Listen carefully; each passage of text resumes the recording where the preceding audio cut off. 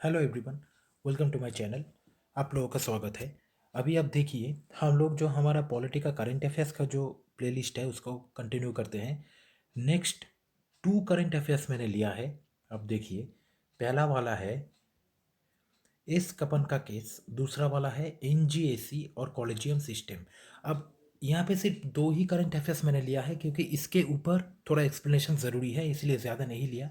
धीरे धीरे करके बाकी सब भी हम करेंगे। धीरे धीरे आगे बढ़ रहे हैं हम लोग, लेकिन जो जो भी पॉइंट्स रहेंगे ज़रूर उनको नोट कीजिए। यही मेन एम है इस वीडियो का। ठीक है, तो चलिए हम लोग शुरू करते हैं, टाइम नहीं वेस्ट करते।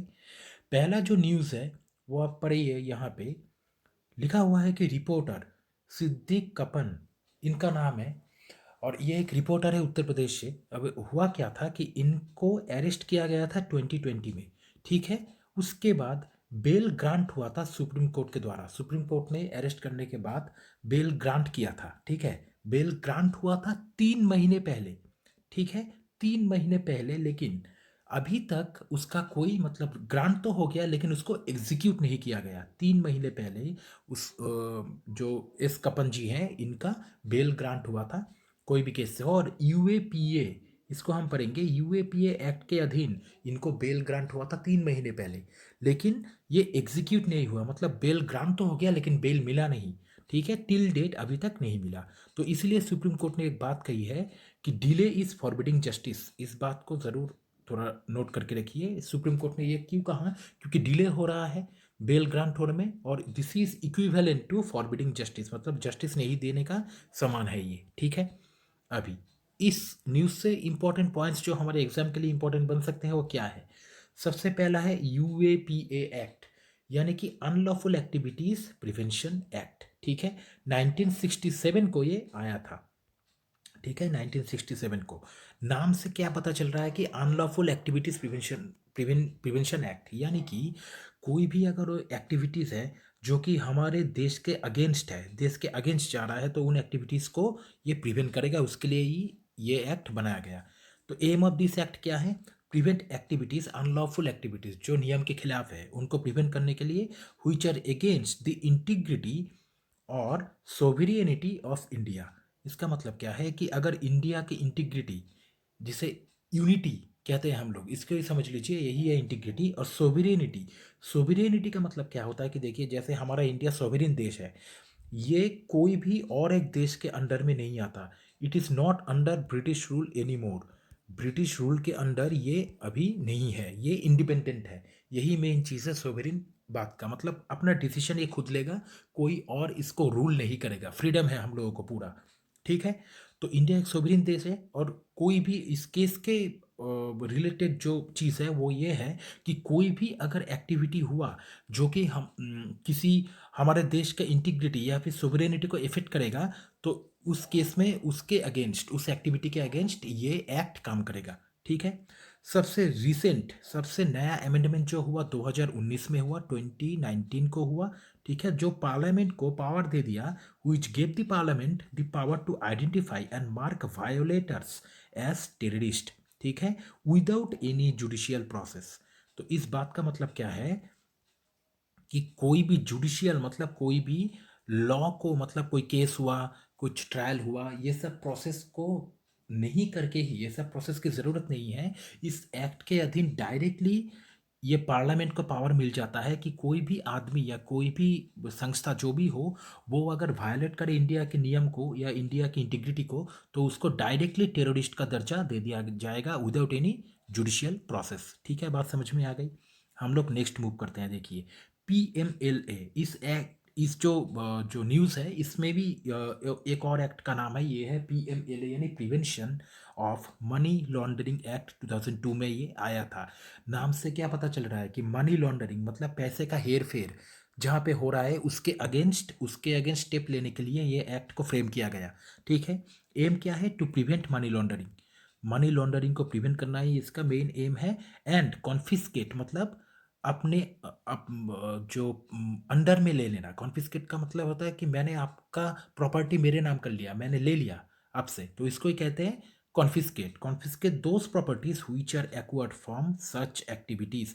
मतलब अगर कोई मनी लॉन्ड्रिंग या फिर ब्लैक मनी कुछ भी हो, वैसे मनी से कोई प्रॉपर्टी खरीदा गया, एक्वायर किया गया, तो उसको गवर्नमेंट अपने अंदर ले लेगी। बात समझ में आ गई ना? तो ठीक है।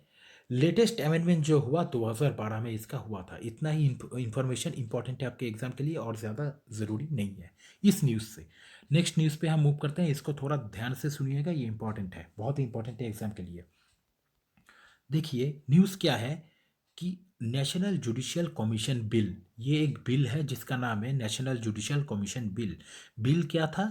बिल प्रेसिडेंट के सिग्नेचर के बाद एक्ट बनता है, ये पार्लियामेंट में लाते हैं एमपी, उसके बाद डिस्कशन होने के बाद प्रेसिडेंट का सिग्नेचर होता है, अगर अप्रूव होता है तब ये एक्ट बन जाता है। पता है ना? तो ये जो बिल है इसको प्राइवेट मेंबर बिल भी हम कह सकते हैं। मैं एक्सप्लेन करता हूँ, पहले आप पढ़ लेता हूँ उसके बाद समझाता हूँ क्या है।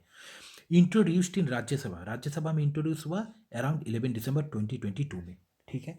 अब प्राइवेट मेंबर बिल का मतलब ये होता है, एकदम सिंपल भाषा में आप समझ लीजिए, एमपी होते हैं ना, एमपी, मेंबर ऑफ पार्लियामेंट, तो इसमें एक कुछ तो मिनिस्टर्स होंगे, कुछ मिनिस्टर्स नहीं होंगे, है ना? तो जो एमपी मिनिस्टर्स नहीं है, those MPs which are not ministers who do not have in ministry position, अगर वो एमपी, नॉर्मल एमपी कोई बिल पास करते हैं तो उसे हम प्राइवेट मेंबर बिल कहते हैं। जो कोई मिनिस्टर नहीं पास किया, नॉर्मल एक मेंबर ऑफ पार्लियामेंट ने पास किया। ठीक है। तो ये एक प्राइवेट मेंबर बिल है जिसको इंट्रोड्यूस किया गया था राज्यसभा में। ये न्यूज़ है। अभी इसके ऊपर जो इंपॉर्टेंट पॉइंट्स है उसे ध्यान से देखिए। पहला पॉइंट है, ये जो national judicial appointment commission, NJAC, national judicial appointment commission, ये जो बनाया गया, इसका फंक्शंस, ये क्यों बनाया गया? पहले to regulate the functioning of national judicial appointment commission. ये जो बिल है, इस बिल से तो कोई एक एक्ट बनेगा, एक्ट बनने के बाद एक फाउंडेशन, मतलब एक इंस्टीट्यूशन बनेगा। जो इंस्टीट्यूशन है उसका नाम क्या है? National judicial appointment commission. ये क्या करेगा? रेगुलेट करेगा अपॉइंटमेंट ट्रांसफर। अभी हम देखते हैं नेक्स्ट पॉइंट में। देखिए, appointment and transfer of chief justice of India, CJI, इनका appointment transfer as well as जो और सारे जजेस रहेंगे सुप्रीम कोर्ट के और हाई कोर्ट के, इनका अपॉइंटमेंट ट्रांसफर, ये सब नेशनल जुडिशियल अपॉइंटमेंट कमीशन देखेगा। ठीक है। और इस बॉडी को बनाया जाएगा कौन से एक्ट के अधीन? National judicial appointment commission act, अगर वो बना तो। अभी बिल है, अगर वो एक्ट बना तो तब होगा। ठीक है। उसके बाद नेक्स्ट पॉइंट अब देखिए, रेगुलेट, एक सेकंड, एक सेकंड, मैंने कोई पॉइंट मिस तो नहीं कर दिया ना? नहीं। देखिए, regulate investigation based on complaints of, मतलब अगर कोई इन्वेस्टिगेशन लॉन्च होता है against the complaints of misbehaviour और इनकैपेसिटी ऑफ अ जज, तो उसको भी रेगुलेट करेगा। इस बात का मतलब क्या है? सबसे पहले आप याद कीजिए, एक जज को कैसे रिमूव करते हैं? 2 ग्राउंड्स पे रिमूव कर सकते हैं। दोनों ही, सिर्फ दो ही कॉज है जिसके बिना पर हम किसी जज को रिमूव कर सकते हैं। पहला वाला है मिसबिहेवियर, दूसरा वाला है इनकैपेसिटी।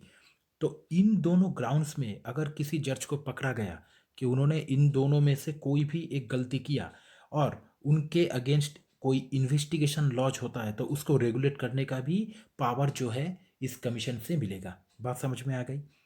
नेक्स्ट देखते हैं, the procedure for the removal of a जज विच, जिसको हम इम्पीचमेंट भी कहते हैं। इम्पीचमेंट कौन सा चीज़ है? आप लोगों को याद है ना? जो अच्छे बड़े बड़े पोस्ट होते हैं, जैसे प्रेसिडेंट का पोस्ट हो गया, ऐसे चीफ जस्टिस का पोस्ट हो गया, तो ऐसे पोस्ट को रिमूव करने के लिए इम्पीचमेंट प्रोसीड्योर लाना पड़ता है। तो इस तरीके की प्रोसीड्योर को कैसे करेंगे, कैसे ये प्रोसेस फुल कैसे होगा, और उसके साथ साथ इस प्रोसेस को फुलफिल करने के लिए जो प्रेसिडेंट को एड्रेस करना पड़ता है, अंत में तो प्रेसिडेंट का सिग्नेचर होगा तभी ना इम्पीचमेंट पास होगा। तो ये सब कुछ जो है प्रेसिडेंट के पास जाने तक ये पूरा प्रोसीड्योर कैसे होगा, ये सब का भी रूल्स रेगुलेशन इस कमीशन से आएगा, इस एक्ट के अधीन पावर आएगा। बात समझ में आ गई?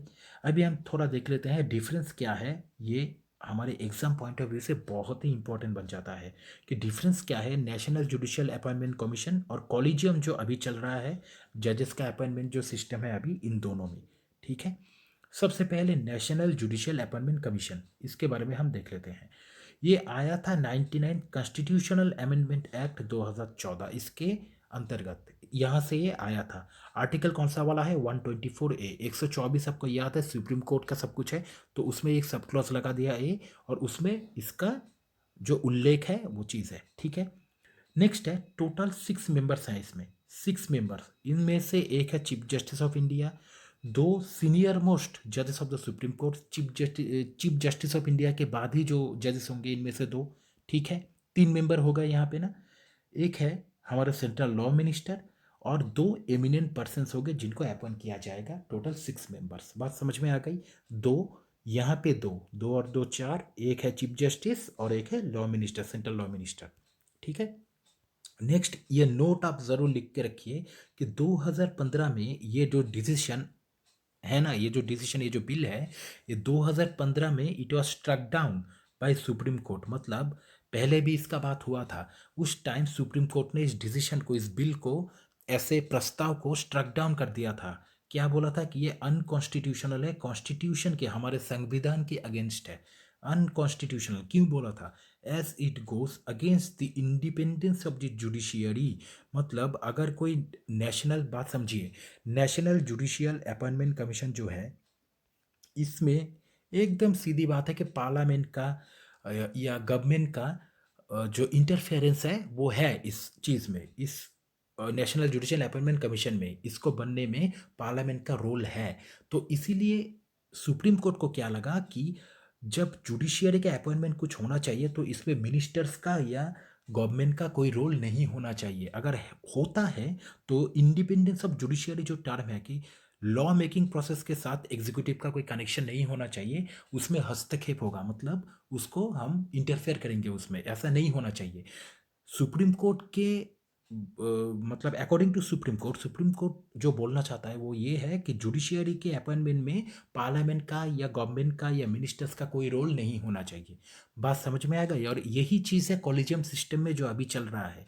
लेकिन नेशनल जुडिशियल अपॉइंटमेंट कमीशन जिसे लाने का प्रस्ताव है, उसमें पार्लियामेंट का रोल रहेगा। इसीलिए सुप्रीम कोर्ट इसको अनकॉन्स्टिट्यूशनल का दर्जा देना, मतलब उस टाइम पे दिया था, बोला था, ठीक है ना। अभी हम देखते हैं थोड़ा आगे कि कॉलेजियम सिस्टम जो अभी है, अभी जो जजेस का अपॉइंटमेंट हो रहा है कॉलेजियम सिस्टम के अंतर्गत हो रहा है। तो ये चीज़ एक्चुअली है क्या? पहले देखिए, it is completely based on supreme courts decision only. इसलिए इसमें एग्जीक्यूटिव का या पार्लियामेंट का, मिनिस्टर्स का, गवर्नमेंट का, किसी का भी कोई रोल नहीं है। बात समझ में आ गई? इसीलिए सुप्रीम कोर्ट इसको रखना चाहता है। और उसके साथ साथ और थोड़ा पॉइंट्स देख लीजिए। इट इज़ फॉर्म्ड, इसको बनाया गया था, ये जो कॉलेजियम सिस्टम है इसको बनाया गया था 3 जजेस केस के बाद। 3 जजेस केस क्या है, मैंने शॉर्ट पे लिख दिया है, आप नोट कर लीजिए। 3 केसेस है 3 ईयर में।